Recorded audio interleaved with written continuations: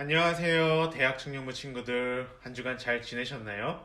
네, 우리 저번 주는 이제 부활절 오프라인 예배로 오랜만에 이제 몇몇 친구들 얼굴도 보고 잠깐 이야기를 나눴는데 너무 반갑더라고요. 하루빨리 우리 다 함께 모여서 예배드리고 교제 나누는 그 날이 오기를 소망하고 우리 함께 기도했으면 좋겠습니다. 우리는 이제 저번 주부터 목적이 이끄는 삶이라는 책을 함께 나누고 있는데 오늘은 두 번째 이야기, 우연이 아닙니다입니다. 우리는 삶을 살아가다 보면 가끔 우리의 존재에 대해서 고민할 때가 있죠. 나는 왜 이 세상에 태어났는지, 이 세상에서 나는 무엇을 위해 존재하는 건지, 어떻게 지금의 자리까지 오게 되었는지, 또 내 삶은 어떤 의미가 있는 건지, 세상의 말처럼 우연의 결과인지 하는 생각들이 들 때가 있을 거예요. 우리는 저번 주 모든 것의 시작이라는 내용을 통해 우리를 창조하신 하나님께로부터 시작을 해야 된다고 나눠 봤어요. 하나님께서 우리를 창조하셨다라는 말에는 우리는 우연의 산물이 아니다라는 거예요. 다시 말하면 우리가 태어난 것도 우리가 지금 살아가고 있는 이 삶이 우연히 세상에 존재하는 것이 아니다라는 거죠. 우리 시편 139편 14절에서 16절을 함께 읽어볼까요? 네, 같이 읽겠습니다. 내가 이렇게 빚어진 것이 오묘하고 주님께서 하신 일이 놀라워 이 모든 일로 내가 주님께 감사를 드립니다. 내 영혼은 이 사실을 너무도 잘 압니다. 은밀한 곳에서 나를 지으셨고 땅속 깊은 곳 같은 저 모태에서 나를 조립하셨으니 내 뼈 하나하나도 주님 앞에서는 숨길 수 없습니다. 나의 형질이 갖추어지기도 전부터 주님께서는 나를 보고 계셨으며 나에게 정하여진 날들이 아직 시작되기도 전에 이미 주님의 책에 다 기록되었습니다. 아멘. 우리가 지금 숨을 쉬고 있다는 것과 살아가는 모든 것들이 갑작스럽게 이루어진 것이 아니라 의미 없는 운명도 우연의 결과도 아니다라는 거예요.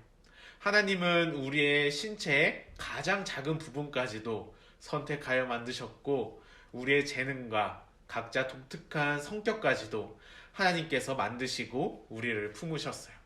하나님께서 이렇게 우리를 만드신 이유, 목적이 있기 때문에 우리의 모든 것을 계획해 놓으시고 또한 우리의 출생과 죽음의 시기도 결정해 놓으셨어요. 그래서 함께 읽었던 이 16절의 말씀을 보면 나의 형질이 갖추어지기 전부터 주님께서는 나를 보고 계셨으며 나에게 정하여진 날들이 아직 시작되기도 전에 이미 주님의 책에 다 기록되어 있다고 고백을 하고 있죠.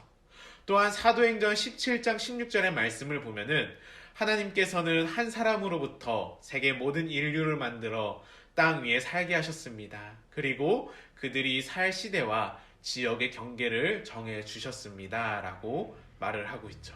하나님은 우리가 어디서 태어날 것과 하나님의 목적을 이루기 위해 거주할 곳같이 계획해 놓으셨다라는 거예요. 다시 말해 우리가 이 나라에서 태어난 것은 지금 살고 있는 지역과 다니고 있는 학교와 회사나 내가 속한 공동체 이 모든 것들이 결코 우연이 아니다라는 거죠. 아주 작은 부분조차도 우리가 생각했을 때 우연히 된 것 같은 일이어도 어쩔 수 없이 다른 사람 때문에 우연히 이루어진 일 같아도 우연히 이루어진 것이 아니라 하나님의 목적에 따라 계획이 되어 있다라는 말이에요.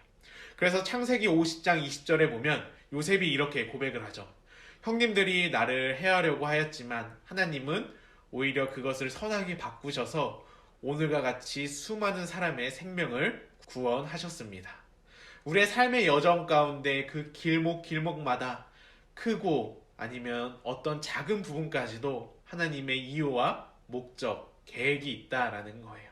우리의 출생 상황이 어떠하든 부모님이 어떤 분들이든 또한 몇몇 아이들은 부모의 계획과 상관없이 태어날 수는 있지만 하나님은 우리를 창조할 계획을 가지고 계셨고 하나님의 목적 없이 태어날 수는 없다는 거예요. 왜냐하면 하나님께서 창조하신 모든 것에는 다 이유가 있기 때문이죠.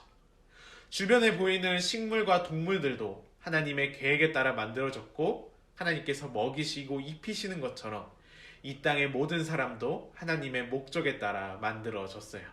그럼 이렇게 하나님이 우리를 계획하고 만드신 이유는 무엇일까요? 바로 하나님의 사랑이라고 말을 하고 있어요. 에베소서 1장 4절에 보면은 그가 땅의 기반을 마련하기 훨씬 이전에 그는 우리를 계획하셨고 우리를 그의 사랑의 대상으로 정해 놓으셨다라고 말씀하고 있죠. 하나님께서는 세상을 만들기 이전부터 우리에 대해 생각하고 계셨어요. 더 나아가 하나님이 세상을 창조하신 이유가 바로 우리 때문이라고 말을 하고 있어요. 이사야 45장 18절의 말씀을 우리 함께 읽어볼까요? 네, 같이 읽겠습니다. 하늘의 창조주, 땅을 창조하시고 조성하신 하나님, 땅을 견고하게 하신 분이 말씀하신다. 그분은 땅을 혼돈 상태로 창조하신 것이 아니라 사람이 살 수 있게 만드신 분이다. 나는 주다. 나밖에 다른 신은 없다. 그렇다면 하나님께서는 왜 이런 모든 일들을 하셨을까요? 왜 우리를 위해 세상을 만들고 이렇게 수고하셨을까요? 바로 사랑의 하나님이시기 때문이에요. 성경은 하나님은 사랑이시다라고 우리에게 말해주고 있어요. 재밌는 거는 하나님은 사랑의 마음을 가지고 계신다고 말하지 않고 사랑이시다라고 말을 하죠. 하나님은 외로워서 우리를 만드신 것이 아니라 하나님의 사랑을 표현하시기 위해 우리를 창조하셨어요. 그래서 우리는 하나님의 사랑하는 특별한 대상으로 만들어졌고, 그렇기 때문에 우리의 삶은 하나님의 진리 위에서 우리의 삶을 만들어 나가야 돼요. 그래야만 우리의 목적과 의미와 이유를 알 수 있고 진정한 삶의 행복과 기쁨을 누릴 수 있기 때문이죠. 우리를 향한 하나님의 사랑의 말씀이 있는데 이사야서 46장 3절에서 4절을 같이 읽어볼까요? 야곱의 집안아, 이스라엘 집안의 모든 남은 자들아, 내 말을 들으라. 너희가 태어날 때부터 내가 너희를 안고 다녔고 너희가 모태에 나올 때부터 내가 너희를 품고 다녔다. 너희가 늙을 때까지 내가 너희를 안고 다니고 너희가 백발이 될 때까지 내가 너희를 품고 다니겠다. 내가 너희를 지었으니 내가 너희를 품고 다니겠고 안고 다니겠고 또 구원하여 주겠다. 아멘. 오늘 우리가 함께 나눈 이 내용들을 정리해보면 시편 139편 14절에서 16절을 통해 우리가 세상에 존재하고 있는 것은 우연이 아니라 하나님의 계획 안에서 예정되어 있었던 일이며 하나님은 우리가 어디에 태어날 것과 하나님의 목적을 이루기 위해 거주할 곳까지 계획해 놓으셨어요.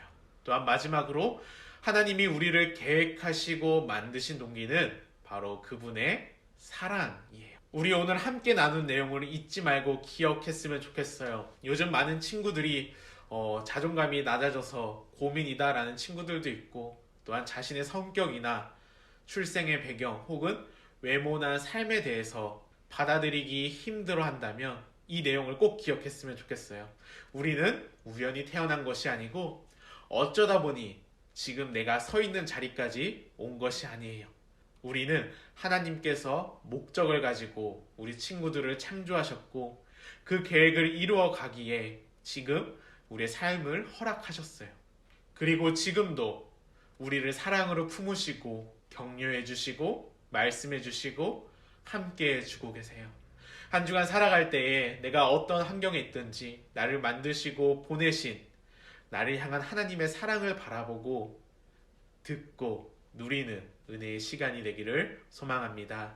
오늘 함께 읽을 말씀은 이사야서 44장 2절입니다.